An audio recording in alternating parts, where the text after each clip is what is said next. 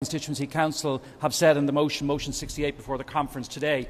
Colleagues, the debt burden is the terrible consequence of the economic collapse in our country in recent years. It's the most manifest example, living example of the shocking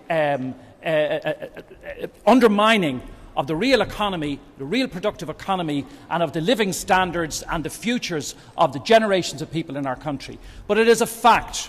And as a government, we have to deal with facts. We have to deal, as the last speaker said, with this debt overhang. We have to renegotiate. We have to press for a rescheduling of this promissory note, which is the most manifest aspect of the debt that we're trying to deal with. And I do also want to join with others in very much commending the work, the strong and determined work of our ministers and indeed all of the government in relation to this very, very pressing issue. And I think it's something that we can actually gradually make some considerable impact on. We have the support, for example, of representatives from the IMF. We have difficulties in relation to the ECB, that's for sure. But we have strong negotiators. We have had our reputation internationally lifted in no small way by the Minister for Foreign Affairs and Trade and the Taoiseach Eamon Gilmore.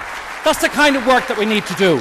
But can I just say this, delegates, that just because we have to deal with the facts and we have to accept that this is the burden that we've given doesn't mean that we don't go on asking questions. And there are still very many unanswered questions in relation to what happened in this country.